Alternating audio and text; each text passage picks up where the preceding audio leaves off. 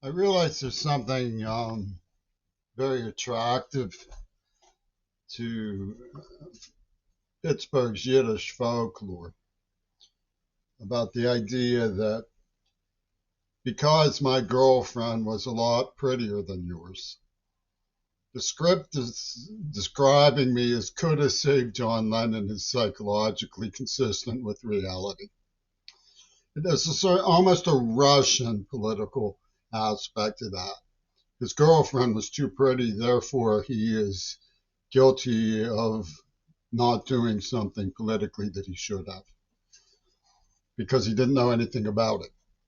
It's existential, you know. It's the sort of thing that Moscow University and Bath University and Cambridge and Oxford can all sit there with their absolutely hellish proboscises going and sucking on it.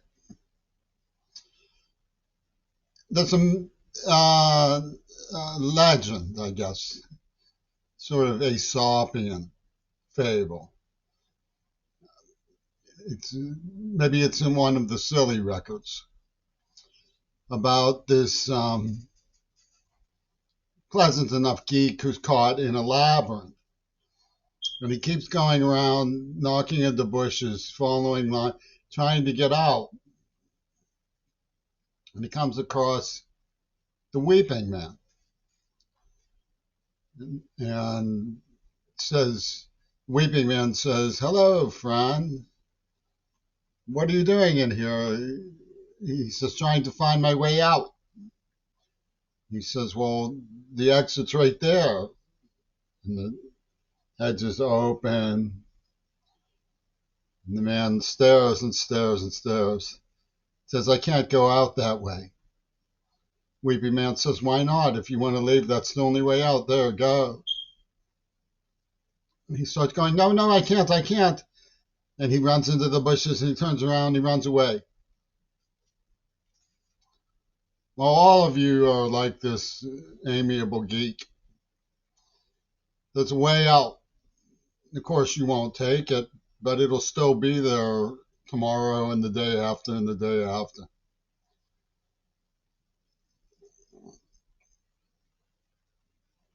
The way out is to recognize the reality that Oliver Stone worked with Gail Berson and to take this barb that Peter Gabriel planted with Toya Wilcox about because my girlfriend was too good for you. That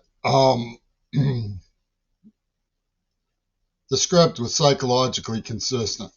It wasn't. It was illegal homework. It was overwhelming. I was tortured by a nest of Hollywood drama queens run by Mel Gibson and Clint Eastwood, who had some used cars off the used car lot set and whispered, "Tell a queer bait they're stolen." Ha, ha, ha. Pittsburgh police were laughing. Ha, ha, ha. Queerbait thinks he's in a stolen car. Ha, ha. An Attica State Prison psychiatrist ran the whole thing. And they're trying to now sell the cars on the Beatles. You know, Adrian Belew collects antique cars. They want to get the authentic cars from Donald Trump sweepstakes. So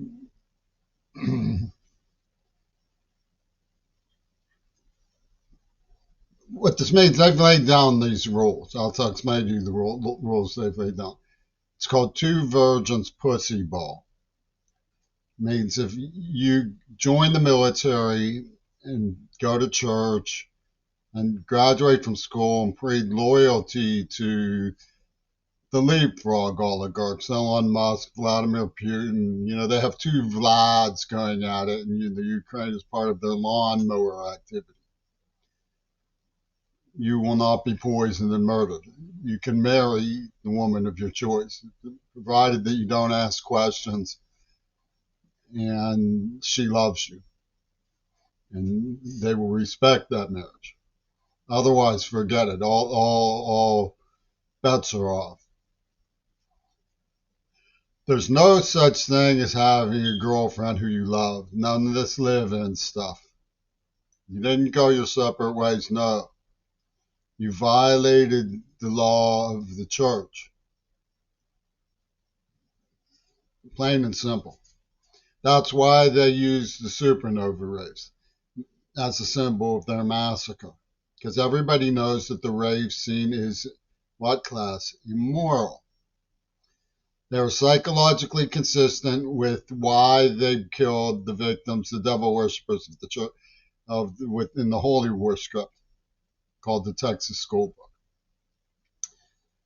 So we know that the rave massacre in Seattle, which was a MAGA type dude, using Peter Gabriel's advertisement, now, now, now, now,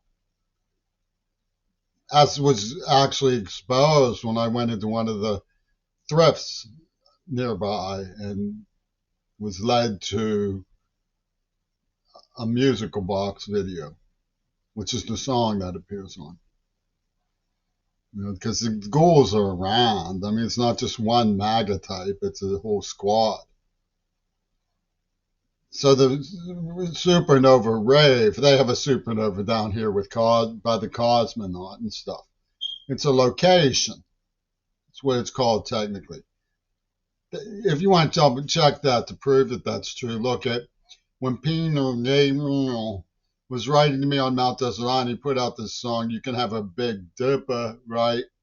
And Tone and Hillary put up a Big Dipper, an ice cream store, just conjured it. Whoop, you can have a Big Dipper, whoop, just conjuring. You know, you can have a cosmonaut supernova hairstyle. Because they're doing cost-free genocider spree, you know. It's a genocider. We're going to go out and we got a convoy for our genocider. So the way out is to subvert the dominant paradigm, which claims that it's psychologically consistent, la la la la la la la la dee da, in favor of identifying the signifiers that were used. In other words, Oliver Stone didn't speak the truth. At least it's not relevant. Steve Langer did. He said, I'm not sorry for anything we did, only that it had to be you. There were signifiers attached to it. When you get the sandbaggers like Jones and Galloway who believe in MAGA in the way that they see it, which is that America will be great again when Reagan comes back and says, tisk, tisk, tisk to Ariel Sharon. The cherry pickers of this mythical past where everything was better. If you look honestly at the fact that Reagan and Lenin played good cop, bad cop in a bizarre production partnership, and that Mod Signifier was a child of a humanist, a human rights child of a abandoned child of someone who believed in public schools and human rights, who drove a school bus. He took care of other people's children, thinking they will take care of mine. He was very wrong. They won't do that. Oliver Stone will say, ha, just ha, in favor of looking at the signifiers. Then you get the fact that I was on Bush's ship in the Navy. So this leads back to Bush. And it calls into question whether Bush should be allowed to get away with a genocide. It calls into question whether King Crimson should get allowed with their absurd production of the storyline. You know, when Cats was an issue, they put out Cats on Broadway. Someone has detected, but I knew that. It's just obscure. It's hard to find somebody who goes at it in the right way. That King Crimson should get away with hiding their association with Gail Burstyn, who appears on the 1979 album cover. Someone who, well, you know, Diamond Gaulis appears. The whole story with Cliff Robertson, it's in my tapes. If you look at me as a signified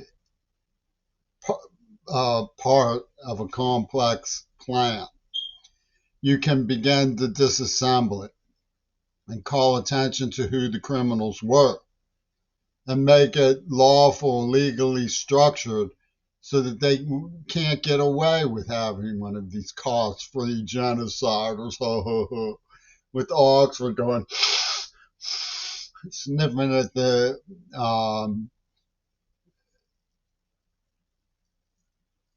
authentic stolen cars from Richard Starkey and Clint Eastwood's high-fiving cost-free genocider. You would think that normal people would realize that. You would think that Mom and Pa Kettle would say, well, our parish has a priest who used to sow some wild oats. It's not as if the birds and the bees were born yesterday. They may have died yesterday, but it's because of this Oliver Stone groupie cadre that comes out of Liverpool.